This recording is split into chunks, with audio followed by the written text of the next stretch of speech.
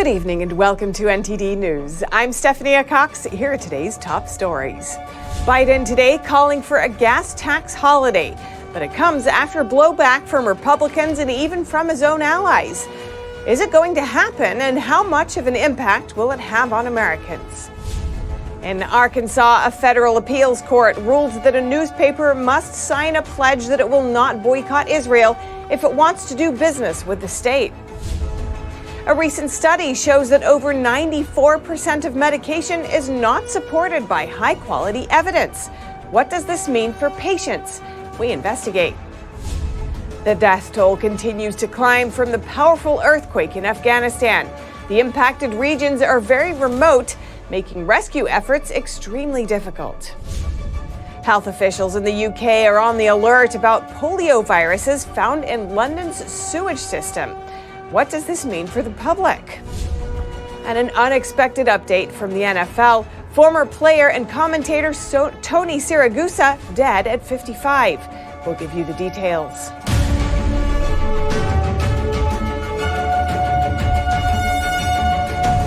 President Biden officially backs a gas tax holiday. What does he say it will do, and what's its fate going forward amid skepticism from even his own allies? NTD's Iris Tao has more. As Americans suffer at the pump, President Biden is calling for suspending the federal gas tax. Now, I fully understand that a gas tax holiday alone is not going to fix the problem, but it will provide families some immediate relief. The federal tax is currently 18 cents a gallon, and Biden is asking lawmakers to pass a 3-month pause on it. He's also urging states to remove their own gas taxes while asking oil companies to pass their savings on to customers. I call on the companies to pass this along, every penny of this 18-cent reduction to the consumers. There's no time now for profiteering. But Biden's idea is unlikely to pass in Congress. Republicans widely oppose lifting the gas tax, with the Senate leader on Wednesday calling it another ineffective stunt to mask the effects of Democrats' war on affordable American energy. And others saying it won't solve the problem. We have a supply problem that needs to be dealt with if you want to get prices down, so it doesn't deal with the problem. And it has even faced blowback from Biden's own party. The oil companies do not necessarily pass that on to the consumer. In a Wednesday statement, House Speaker Nancy Pelosi wrote, "We will see where the consensus lies on the tax break," without explicitly supporting it. That's adding to the skepticism she expressed back in March. The pro is very showbiz. Okay, let's just do something, there it is. But it is not necessarily landing in the pocket of the consumer. The same question now being raised by other Democrats. I've seen other states do this. Well, I don't think the data reflects that the consumers benefit. Meanwhile, Biden said he's also looking into gas rebate cards, but that too faces an uncertain if not doomed fate in Congress amid concerns that it could worsen inflation. Reporting in Washington, D.C., Iris Tao, NTD News. And in Arkansas, a federal appeals court has affirmed a state law that requires contractors to sign a pledge not to boycott Israel. The court said the requirement does not violate free speech. The Arkansas Times filed a lawsuit in 2019 to try to block the law. The lawsuit said that a state university refused to advertise with the Times unless the paper signed the pledge or lowered its fees by 20%, as the law provided. The paper wasn't boycotting Israel, but it refused to sign the pledge and said it was unwilling to accept the 20% reduction in revenue. The 2017 law was enacted in response to a movement promoting boycotts of Israeli institutions and businesses because of the country's alleged treatment of Palestinians. State Attorney General Leslie Rutledge has said in a statement that the decision reinforced Arkansas's relationship with Israel and added that the Times is not allowed to discriminate. The ACLU, which represented the Times, said it plans to appeal to the U.S. Supreme Court. And a recent medical study by Oxford University has concluded that a high percentage of medications do not have high-quality evidence to support their benefits. NTD's Jason Perry spoke with a medical doctor to see how this affects patients. An April study by the University of Oxford examined over 1,500 medications that were approved under Cochrane Reviews from 2008 to 2021. Cochrane Reviews is a leading international journal and database that gathers evidence about treatments and healthcare policies. It's often referenced in international healthcare guidelines. What the study concluded is that less than 6% of medical drugs have high-quality evidence to support their benefits. It means that the database that doctors use to evaluate treatments and prescribe medications is unreliable. That's the bottom line. And it's a very major problem. Dr. Richard Emmerling is the past president of the Association of American Physicians and Surgeons. And according to the website, the association is dedicated to preserving the sanctity of the patient-physician relationship. So it's a major problem. Doctors have to use other sources of information to evaluate treatments, including, by the way, their personal experience and the experience of their colleagues. But even these evaluations may not be approved, since the FDA may not authorize specific drugs for certain uses without randomized controlled clinical trials. An example he gave was when some doctors prescribed hydroxychloroquine to treat COVID. This was not just pulled out of thin air. There was a lot of data supporting its use in a viral infection, including from SARS-CoV-1. So it was not randomly chosen. And when you see patients respond, get better within a matter of days taking the drug, it's impressive. And you don't need a randomized controlled trial to validate its use. But that is what the so-called authorities insisted upon. And it was impossible to have in the early stages of COVID. He said one of the root causes of some of the problems is the FDA's relationship with the pharmacy industry. They are way too close with industry. And you can see that playing out recently when there was a unanimous vote by this FDA vaccine committee to grant emergency use authorization for the Pfizer and Moderna vaccines for toddlers, when there is zero evidence that these are safe and effective in that population. However, the FDA determined that the known and potential benefits of the Moderna and Pfizer COVID-19 vaccines outweigh the known and potential risk in the pediatric populations. Jason Perry, NTD News. Where are your savings going, and what kind of future are they helping to create? In recent years, investment funds have been increasingly impacted by a rating system based on environmental, social, and governance criteria, known as ESG. But if you invest in a highly rated ESG fund, critics say you may not be creating the future you envisioned. Some describe it as a social credit score system like the one used under China's dictatorship.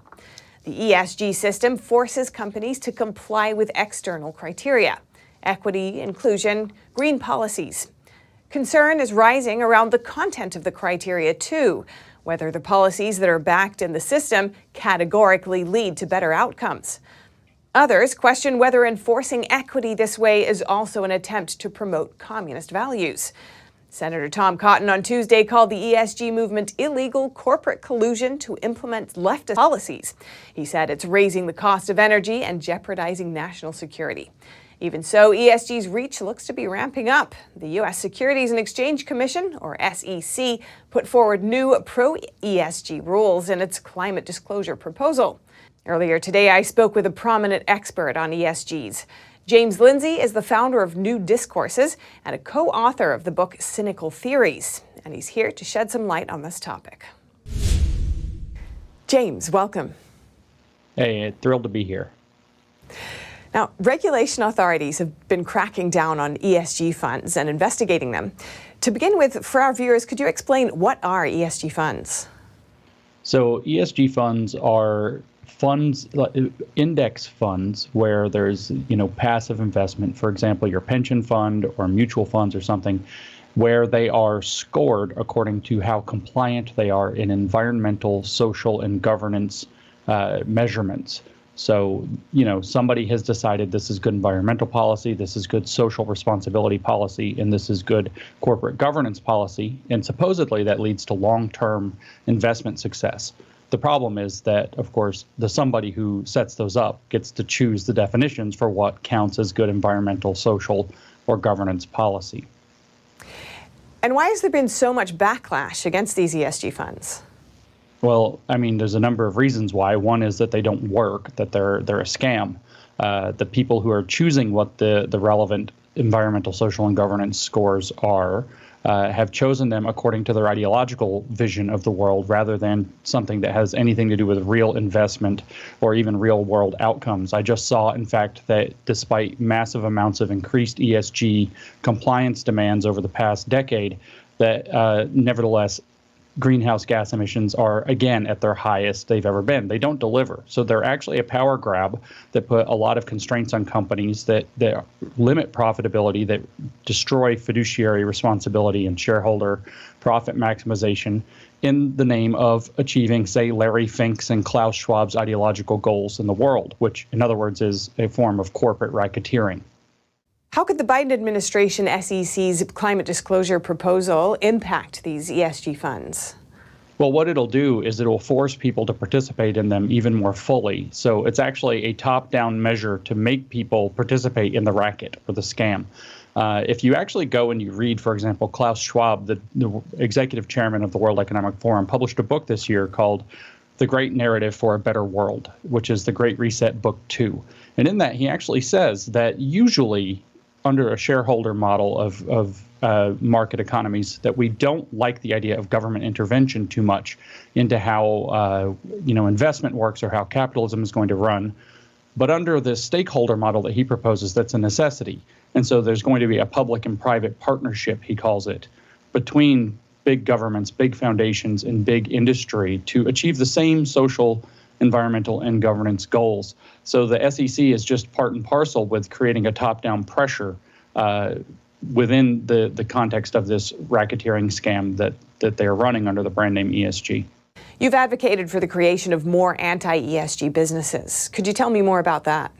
Well, what there needs to be a breakup of the monopoly. And so if index funds want to score according to ESG, and if business leaders want to use very narrow definitions of ESG, then what needs to happen is there needs to be a competition for what makes good environmental policy, what makes good social governance policy. It shouldn't be all contained in one very small location with a very small number of so-called stakeholders or expert stakeholders deciding what constitutes that policy. There needs to be also the ability to invest in companies that don't want to subscribe to that and let the processes of success and failure of businesses decide which one of these different approaches actually works.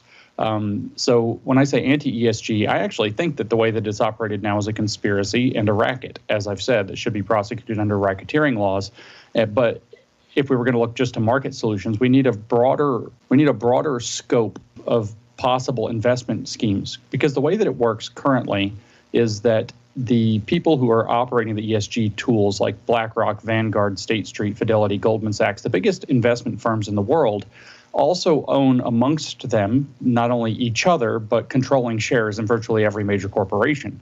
And so they have the constant threat of being able to, say, sell off all of their shares in a company like Coca-Cola if it doesn't play ball, possibly destroying the corporation. So Coca-Cola has a gun to its head to participate. This isn't how a market economy operates. This isn't even a market economy any longer. And the worst part of it is that they're using other people's money because it's index funds, it's passive investing, it's your retirement fund, as a matter of fact, your pension that's being used to fund this. They're not even using their own money to leverage. They're using everybody else's money, which should be so illegal that it's beyond comprehension that it's been allowed to go on.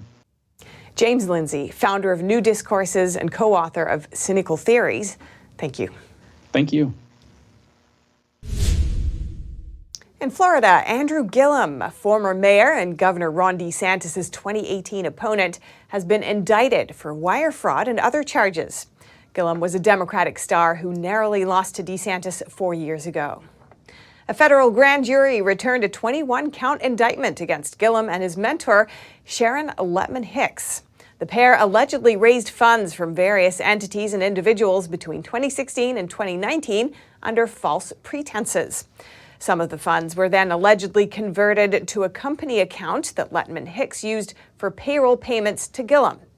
Gillum and his lawyers said in a statement that he is innocent and that this case is political. He maintained a commitment to standing up for the people of Florida and said every campaign he has run has been done with integrity.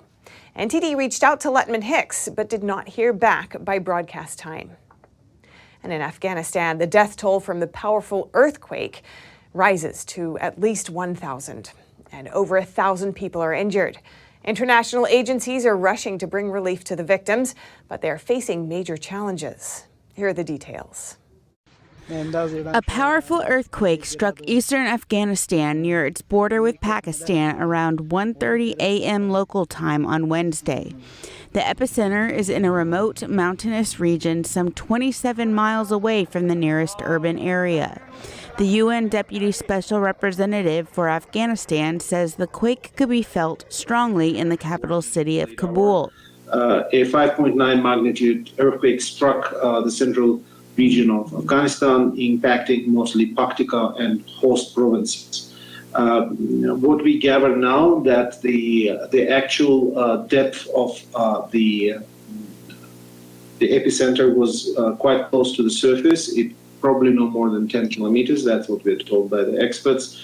This is the deadliest earthquake in Afghanistan since 2002. It posed a major test for the Taliban regime, which took over the country last August. Taliban officials are asking for international help. When such a big incident happens in any country, there is a need for help from other countries. It is very difficult for us to be able to respond to this huge incident. We ask from the international community to cooperate with us and continue their support. Rescuers are searching for survivors, and video footage shows helicopters airlifting victims out of the impacted areas. UN agencies and the Red Cross say humanitarian aid is on the way, but they are faced with significant challenges because the impacted areas are very remote and hard to access. The earthquake could also trigger landslides and other natural hazards. There's a lot of rain here in Afghanistan at the moment, so we've had landslides and there's a lot of mud. And of course, because these areas that are affected are so rural and remote, there's no sophisticated equipment there to support the response effort. Afghanistan is already dealing with a severe economic crisis since the Taliban takeover. Many international aid agencies left the country after the takeover. Officials warn that the death toll may continue to rise. And in other international news, the UK is declaring a national incident over polio. Health authorities say they didn't identify any cases of polio, but that they found poliovirus in London's sewage system. We normally pick up 1 to 3 detections of vaccine-like poliovirus a year. This is expected and due to recently vaccinated people coming into the country while they're shedding virus. Until now, each of these detections had disappeared by the next sample.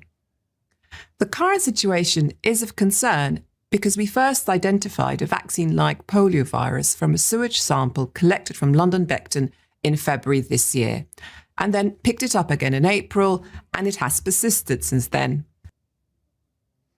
The UK Health Security Agency says the poliovirus samples suggest that the virus may be spreading locally in northeast London. The health agency speculates that a few closely linked individuals living in the area may have been shedding the vaccine-derived poliovirus. Authorities say the risk to the public is extremely low. The majority of the British population is vaccinated against polio. The last case of polio in the UK was in 1984, and the World Health Organization declared the UK polio-free in 2003. And coming up, the Federal Reserve Chair today saying we could see a recession if they keep raising rates, yet they are committed to the fight against inflation. And trillions wiped out in retirement savings amid a rout in the stock market. If you're losing money in your 401k retirement plan, we have some tips for you. That and more after the break.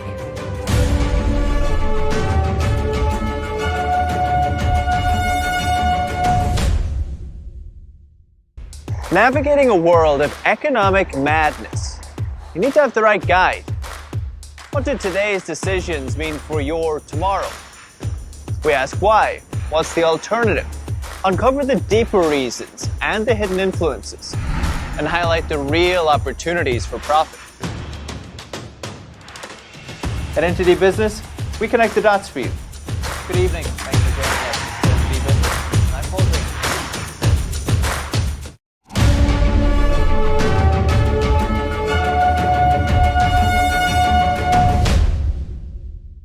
Trump-endorsed Katie Britt wins Alabama's Senate primary runoff, and the results from Georgia's primary runoff and Virginia's primary are also in.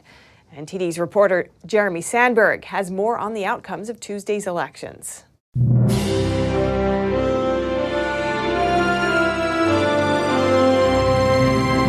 Katie Britt defeated incumbent six-term Congressman Mo Brooks in Alabama's GOP Senate primary runoff. Brooks, who ran on a Make America Great Again platform and called himself Mega Mo during his campaign, lost former President Donald Trump's endorsement in March after urging voters to focus on the future and put the 2020 election behind them. Britt, who is a former chief of staff for retiring Republican Senator Richard Shelby, received Trump's endorsement this month. Britt tallied around 60% of the vote. She will run against Democrat Will Boyd in November's general election. In Georgia's Republican House primary runoffs, Mark Gonsalves beat Michael Corbin for the 7th District nomination with 70% of the vote, and Chris West defeated Jeremy Hunt in a close race for the 2nd District.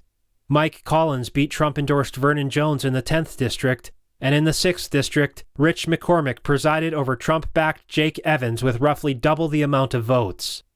In Georgia's Democratic House primary runoffs, Tabitha Johnson Green won District 10, and Wade Herring took District 1. In Virginia, Republican State Senator and Navy veteran Jen Kiggins won the House GOP primary for District 2 and will face incumbent Democratic Representative Elaine Luria. Yesli Vega won the Republican primary for District 7 and will challenge incumbent Representative Abigail Spanberger. Luria and Spanberger are seen as two of the most vulnerable Democratic House members in November's midterms. Democrat President Joe Biden's approval rating has been declining in recent polls, and with inflation and high gas prices on voters' minds, Republicans are hoping to win control of the House. They would need to flip only 5 Democratic seats to gain a majority, and it's possible they could also take control of the Senate. That would bring Biden's legislative agenda to a halt and give Republicans the power to launch investigations against him. Jeremy Sandberg, NTD News. The mayor of Uvalde, Texas, says the elementary school where 19 children and 2 teachers were gunned down last month will be demolished. It's my understanding, and I had this discussion with the superintendent, that school will be demolished. You can never ask a child to go back or a teacher to go back in that school ever. It comes as Mayor Don McLaughlin criticized those leading the investigation, saying he hasn't been briefed on how it's going. He also accused the Department of Public Safety of making misleading statements. And today, Fed Chair Jerome Powell in the hot seat again. The Senate wants to hear from him how the Fed is fighting inflation. In his opening remarks, Powell said the Fed, in his words, has both the tools and the resolve to restore price stability. But later in the hearing, he admitted that raising interest rates won't bring down prices for the 2 biggest categories, food and gas. Here's his exchange with Senator Elizabeth Warren. Chair Powell, will gas prices go down as a result of your interest rate increase? I would not think so, no. Okay. That matters because gas prices are one of the single biggest drivers of inflation. Chair Powell, will the Fed's interest rate increases bring food prices down for families? I wouldn't say so, no. The Fed is trying to slow the economy to bring down prices, but raising rates is a pretty blunt tool and could trigger a recession. Today, the Fed chair said it's not what they're trying to do, but certainly more rate hikes could lead to that. But he also says they are going to keep raising rates until there are clear signs inflation is slowing. And with the recent stock market decline, you could be losing money in your 401k account. 401 participants have lost about $1.4 trillion from their accounts since the end of 2021. IRAs have lost $2 trillion. That's according to the director of the Center for Retirement Research at Boston College. This comes amid a rut in the stock market. So far this year, the S&P 500 is down 21%, the Nasdaq down nearly 30%, and the Dow is down 16%. Americans are seeing the value of their retirement accounts follow the trend of the market drops. So if you are losing money in your 401k, what should you do? NTD's Don Moss speaks with Dan Geltrude for some tips. He's known as America's accountant. Dan, good to have you. So, the stock market isn't doing very well this year, and amid this, reports are saying retirement plans have lost upwards of $3 trillion. So to start off, I guess, Dan, can you give us an overview of what your clients are experiencing right now? Sure. Well, when you have these drops in the market this year, the S&P 500 down over 20%, NASDAQ 30%, the Dow over 16%, everyone is going to feel that pain. So whether it's in retirement plans, whether it's in investment accounts, or whether it's in those 529 plans for college. So what do? I'm telling my clients, you got to be patient. The one thing that you don't want to do is panic and sell. The whole concept of investing is buy low, sell high. Right now, you would be in the opposite position of where you may have bought high and sell low. So you got to stick with your investment strategy, and the market will come back over time. You have to play for the long game here. Well, what if some people say, I want to retire right now? How long would they have to wait until their money's back? Well, that's the problem, right? You never really know what exactly the market is going to do. For most people, you would think, all right, time is on my side, except for when you're in retirement or close to retirement. So those situations get really tough. You have to look at what your available investments are or cash that you have perhaps on the sideline and make use of that, because again, what you have in those investments accounts, which may be down right now, you don't want to sell those unless you absolutely have to live. Otherwise, you got to wait for it to come back. People see their money is gone. They're nervous, right? They don't know that their money is going to come back, let's say, in 1 or 2 years. Maybe they have to wait maybe 5 years, right? Well, it's certainly possible. But if we look back at the crash back in 2008, right? Things were looking pretty grim back then, and a lot of people did panic, and they got out of their investments because they were trying to mitigate losses. Of course, over time, that ended up being the wrong move. So you never really know what the market is going to do, but history does show us if you can hang on, the market will come back. I mean, right now, the last couple of days, the market is up after taking a beating last week. I'm not saying that that's going to be the trajectory going forward every day, but certainly it is a chance for us to hope perhaps the worst is behind us. How much money are people losing? How serious is the situation? Well, it is a serious situation, and when you're talking about a 401k plan, of course, that's for retirement. So people who have time for retirement, whether it's 5 or 10 years or more, there is no reason to panic at this point because the funds in there, let them have a chance to come back. And again, you're not going to be in danger until you start to withdraw those monies in terms of liquidating those investments and taking the money out. Although there is no tax impact for doing that, the play in 401k, sit tight. Dan Geltrude, America's accountant, managing director of Geltrude & Company. Appreciate you coming on. Thank you. And if you have any news tips or feedback for the show, you can email us at eveningnews@ntd.com. And coming up, comedian Bill Cosby was found guilty once again, this time in a civil lawsuit. The allegation was emotional damage.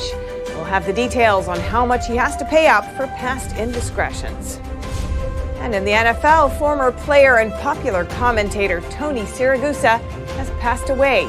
We detailed his impact on the league and the 2000 Baltimore Ravens team. That and more coming up.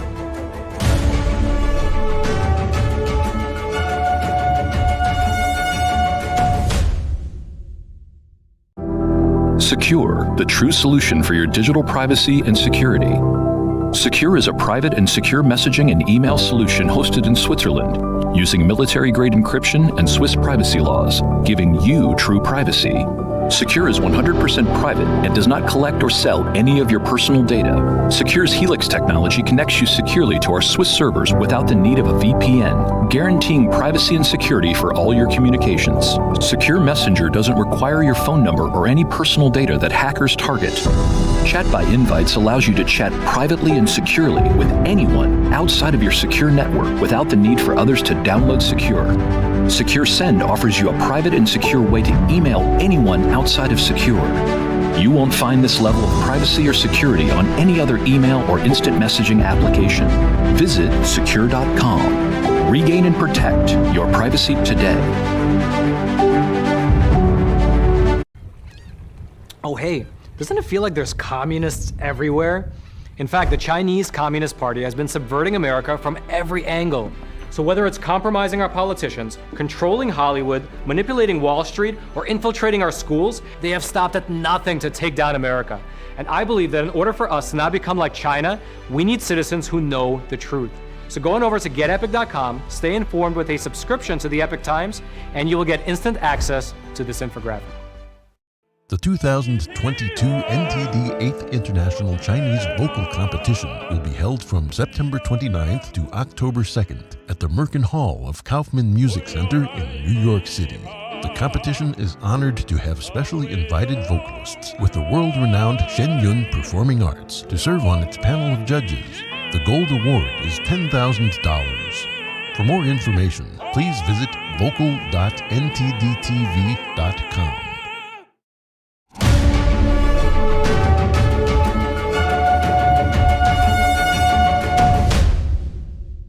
Bill Cosby was found guilty once again of sexual assault. The civil trial awarded the plaintiff $500,000 for emotional damage. The case stems back to a meeting almost 50 years ago. Bill Cosby has been found liable for sexually assaulting a teenager at the Playboy Mansion in 1975. The jury awarded the plaintiff, Judy Huth, $500,000 in damages for emotional distress. She said the distress came from her memories of the assault being brought back to life after other women made similar allegations against Cosby. Huth testified that the comedian invited her and a friend to the Playboy Mansion when she was 16 and he was 37. She says that Cosby then forced her to perform lewd acts. Cosby, who did not appear in person at the trial, denied the allegation. In a video of a deposition shown to jurors, Cosby said he did not remember Huth. He said the incident could not have happened. His reason was that he would not have pursued sexual contact with someone who was under the age of 18. Cosby's attorney, Jennifer Bonjean, challenged Huth's account throughout the trial. When the lawsuit was filed in December 2014, Huth said the incident occurred in 1974 when she was 15. She told jurors she recently concluded that she had been mistaken about the year. She now believes it happened in 1975. Huth is now 64. The civil trial in California took place 11 months after Cosby was freed from prison. Cosby, now 84, was best known for his role in the 1980s television comedy series The Cosby Show. However, he is now more commonly known for sexual assault. His identity shifted after over 50 women accused him of sexual assault over nearly 5 decades. Daniel Hall, NTD News, California. And staying in California, parts of the state got a bit of relief from a sweltering heat wave that welcomed in summer. An out-of-character monsoonal thunderstorm hit the southern part of the state. NTD's Cynthia Kai has what Mother Nature had in store for the Golden State. Roaring booms of thunder and streaks of light cut across the Southern California sky in the early morning hours on Wednesday. Residents who were awake before sunrise captured the wild weather on video. Some of the hardest hit areas were the high desert, the San Gabriel Valley, and the foothill areas. One person wrote on Twitter, "The first hit of thunder caught me off guard. It sounded like a nuke. My whole building was shaking."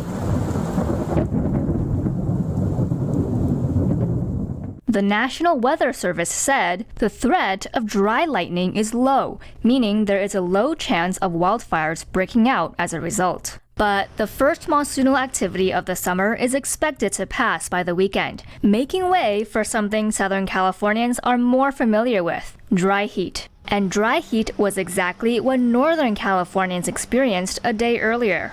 Almost 35 million people were under heat advisories on Tuesday as a heat wave pushed temperatures into the triple digits. According to the National Weather Service, Sacramento recorded a high of 106 degrees. Parts of the Central Valley reached 104 degrees. In the Bay Area, temperatures peaked at 102 in certain cities. Even San Francisco, known for its fog and cool weather, hit 90 degrees on Tuesday. Weather forecasters say dry lightning and thunderstorms are highly unlikely, but a weather shift will likely lead to a slight drop in temperatures over the weekend. Dry lightning is of concern in summer, as it can spark wildfires. And now over to sports news. Here's NTD's Dave Martin with today's top stories. Fina, the world swimming's governing body, has adopted a new gender inclusion policy. It effectively bars any male who identifies as female from competing in female competitions unless they've transitioned before the age of 12. Some critics have called it unfair for transgender athletes, but others point out that men and women are physically different and for fairness purposes need separate competitions. I talked to Doreen Denny, senior advisor at Concerned Women for America. She says it was important that Fina at least recognized that sex matters in sports. Where it gets confused, and as you mentioned, is this idea that somehow a man can become a woman, a boy can become a girl, and that if we just suppress their puberty, somehow they magically become the opposite sex. They don't. Denny, who held a White House office position in policy development under George H.W. Bush, points out that biological differences between men and women start in the womb, and that waiting until age 12 isn't enough. Those differences, whether it's heart size, lung capacity, the size of limbs and hands, we don't have to wait for age 12 and puberty to kick in for those differences to be understood. So they really fell short in that respect, to not go far enough and to make sure that in all cases, even young girls would be in a situation not only of fairness, but of encouragement.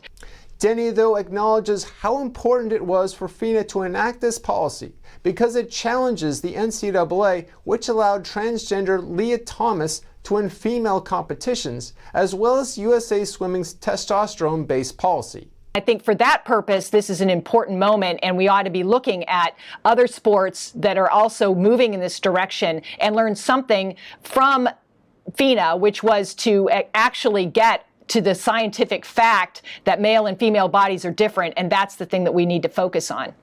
Fina's new policy went into effect this past Monday. On the ice tonight, Game 4 of the Stanley Cup Finals with the Avalanche leading the two-time defending champion Lightning 2-1. Tampa Bay won last time out 6-2 to get back in the series. The Lightning are expected to have forward Nikita Kucherov available tonight, but will be without forward Braden Point.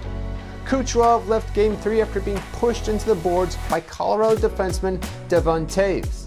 Point, meanwhile, suffered a lower body injury in the first round against Toronto, which shelved him for a month before he returned to play in Games 1 and 2.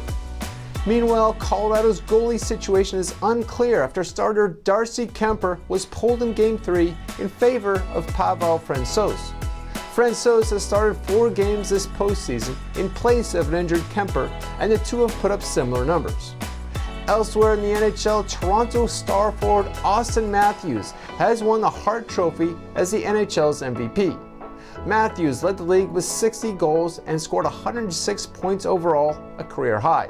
The 24-year-old edged out Edmonton's Connor McDavid and New York's Igor Shesterkin for the award. That's all for your sports news today.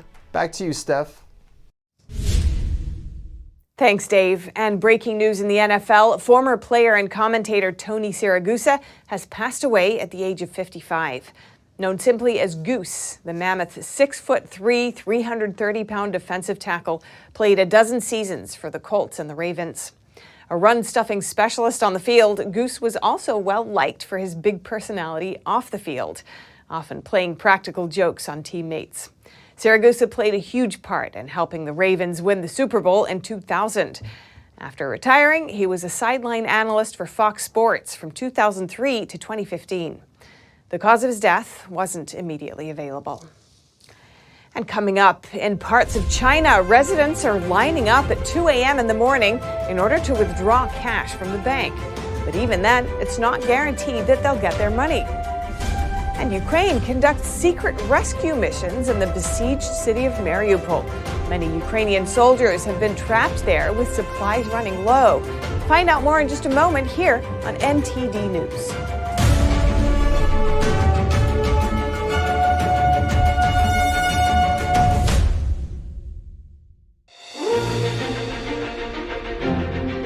NTD's Capital Report. It's about getting answers.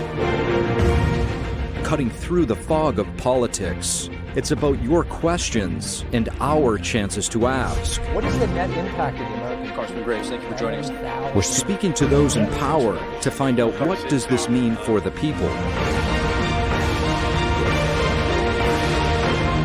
We're here so you are in the know.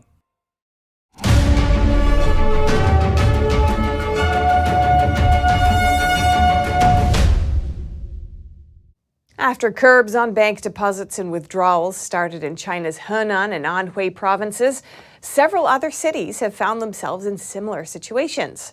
Let's take a look at what's been happening in recent days. In southeastern China, large crowds of people have been seen lining up outside a branch of the Dandong City Bank. They're all waiting for their turn to withdraw money.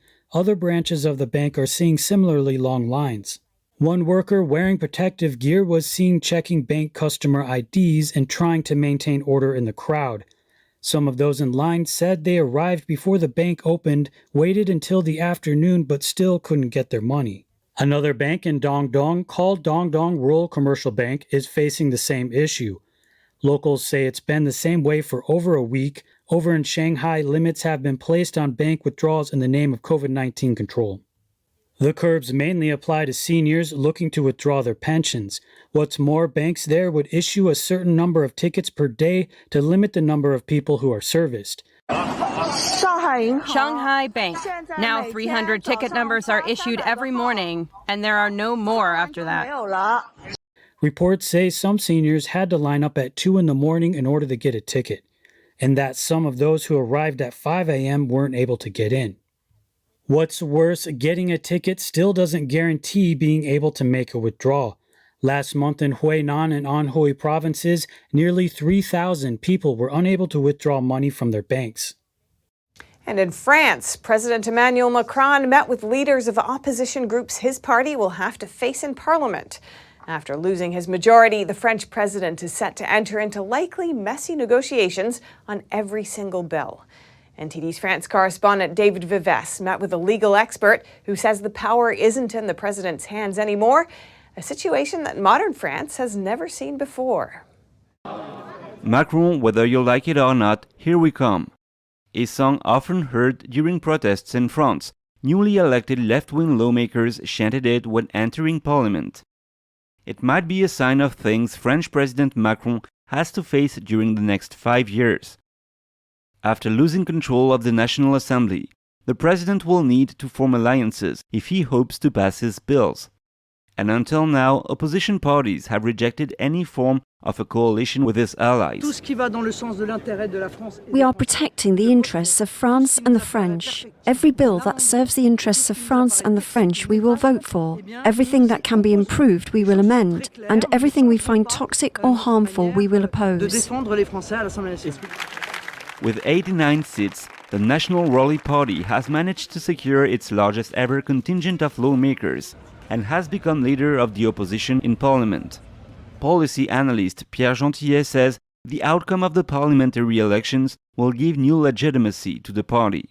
The National Rally might be able to strengthen its troops and professionalize its troops. 89 parliamentarians means several hundred parliamentary attachés and technical advisors. It means millions, maybe more than 10 million euros of subsidies. So the loan to the Czech bank that became Russian will be repaid very quickly.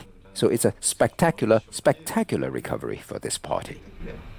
Following the electoral defeat, Prime Minister Elisabeth Borne handed in her resignation on Tuesday, but Macron rejected it. Government spokesperson Olivia Grégoire said that a cabinet reshuffle will be conducted in due time. Left-wing lawmakers then called for the Prime Minister to be subject to a vote of confidence. Madame Borne submitted her resignation, which I find quite normal, but the President rejected it. So now we think the Prime Minister should be subject to a vote of confidence in Parliament. Without coalition pacts, Macron is looking at the prospect of having to enter into likely messy negotiations on every single bill. There will be many battles. The heart of power is now here, and Macron's majority is very relative. So when his group arrives in the assembly to vote, it will arrive with all its strength, and the opposition will have to arrive with all its strength too. He says the outcome of the elections was a historical shift. This is unprecedented in the Fifth Republic. It is a novelty that will stimulate a lot of attention among law students and professors of constitutional law. The heart of political power is now located at the level of Parliament. Traditionally, the Parliament was the reflection of the will of the President of the Republic, who impels and dictates to the National Assembly. On Wednesday night, the President is set to address the nation on the political situation. David Vives, NTD News, Paris. Ukrainian forces are conducting a series of secret, high-risk helicopter missions to reach soldiers who are besieged in the city of Mariupol. Troops on the mission have to confront Russia's dominance in the sky. Let's take a look. The Ukrainian military is trying to deliver supplies and evacuate wounded soldiers from the besieged Azovstal steel mill in the coastal city of Mariupol. Russian troops currently surround the plant, and Ukrainian troops were pinned down for weeks with supplies running low. It was necessary to show by this example that such flights are possible, to those guys who flew later, to those pilots who flew, to demonstrate and show that it is possible, that this is not fantasy. Naturally, when we first landed on the territory of the Azovstal plant, the guys who shipped the ammunition and the guys we loaded said the following phrase: "I don't know where you came from, but you flew to us from the sky. You seem to have descended from the sky." One of the Ukrainian soldiers evacuated through the mission is a 20-year-old who suffered serious injuries in the first month of the war. His left leg had to be amputated above the knee. So my left leg was broken, my right foot was pierced, and I found out just a week ago that I had shrapnel in my body. I didn't even know that there was shrapnel. It looks like I got it in the back, and my friend could no longer pull me and shouted that I must crawl. The helicopter flights are extremely risky. Sometimes they have to fly just 10 feet above the ground to escape Russian fire. One of the helicopters on the mission never made it back and is considered missing. Russian troops absolutely controlled the sky and aviation, both planes and helicopters. They constantly bombarded our guys who were at the Azovstal plant. And that is why the FIM-92 Stinger systems that we brought in were critically essential to hit air targets that came to bombard Azovstal. They also needed NLAWs and FGM-148 Javelin systems, because the enemy's armed vehicles also, in principle, dominated. Russian forces tightened their grip on Mariupol in mid-April. The city is home to a strategic port on the Sea of Azov. Coming up, the Glastonbury Festival returns to the UK after 3 years, but revelers are going to have to battle with the rail strike and expected bad weather. And meet the 20-month-old boy who's brightening up Instagram and bringing a smile to people's faces with his hair that's uncombable. Stay tuned for more when we come back.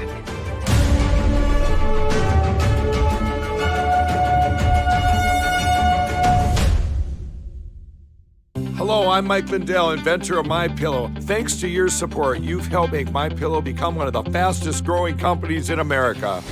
Over the last 12 years, you've helped MyPillow create thousands of jobs right here in the USA. When I got MyPillow, I'm asleep almost immediately. I stay asleep at night and I wake up more well-rested in the morning. That's why I invented MyPillow.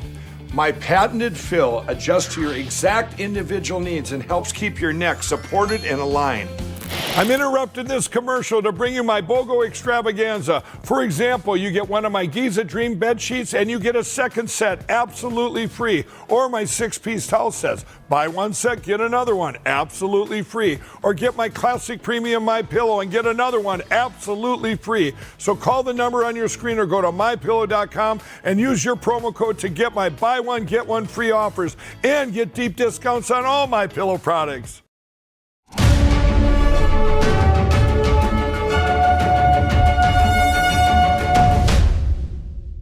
The world-famous Glastonbury Festival has finally returned after 3 years. This year is also its 50th anniversary. Hundreds of festival goers queued for the official opening this morning, but attendees have to face transport disruptions caused by the biggest rail strike in 30 years. NTD's Joy Dogood has more. The gates to the Glastonbury Festival have been officially opened on Wednesday morning by the event's founder, Michael Eavis.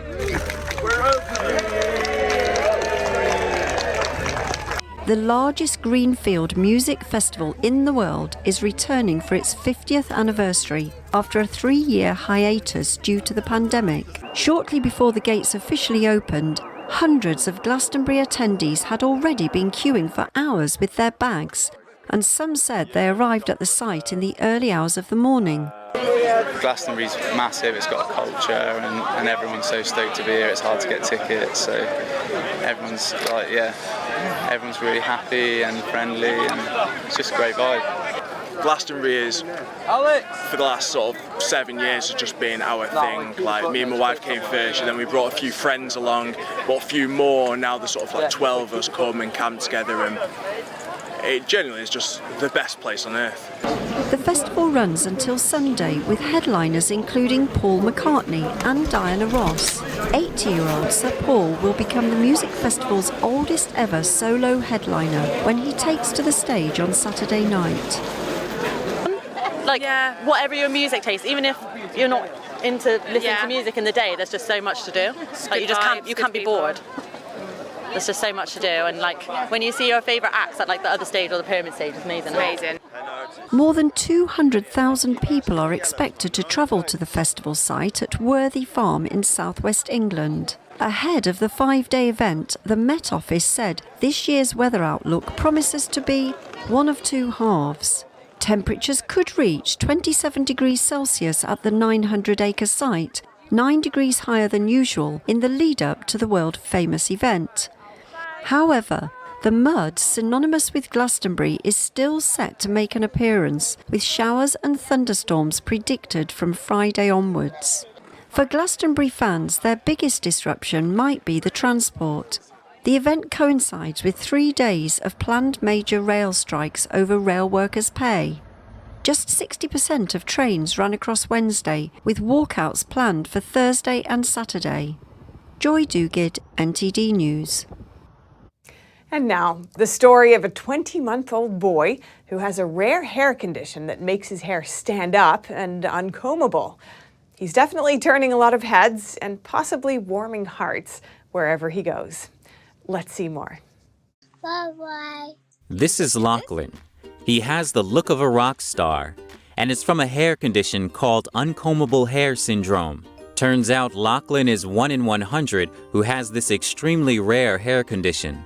Another name is actually called spun glass hair, which a lot of the parents in the uncombable hair world prefer that. Can we touch his hair? That's like the #1 question we get. People want to know how it feels. It's incredibly soft. So he was born with black straight hair, just like his older brother, and his newborn hair fell out and his new hair started coming in around 6 months old. And we just thought it was like this cute little peach fuzz, thought it might be curly. When we first got his diagnosis or found out it might be what he had, Instagram was the first place I went to looking for information and for answers. So I wanted to be a source of information for other parents who might end up in the same boat. My husband came up with the Instagram name, Uncombable Locks, with his hair, or with his name being Lachlan. The best messages we get and the best comments we get are people that are like, my day was gloomy until I saw a lock on my feed, or I check Lachlan's Instagram to bring me a smile. And the fact that he has the power to turn someone's day around or, bring somebody a smile with the way the world is now, being not even 2 years old and having that impact, I think is pretty special. The only comments that really I don't like are the ones that just say like to cut it off or I'm so sorry he has hair like that, because we're not sorry about it at all. We love it and embrace it. We want him to embrace it as well as he gets older. So just our biggest thing is embrace what makes you and don't try to be anybody else. That's what we want to teach our kids. That's what we want to teach Locke, and just to remember to lead with kindness. However, there isn't a cure for the condition, although it may grow out during puberty. Say have a good day. But for now, they just let it grow up. Gorgeous. Well, that's all for today's news. Thanks for tuning in. I'm Stephanie Cox.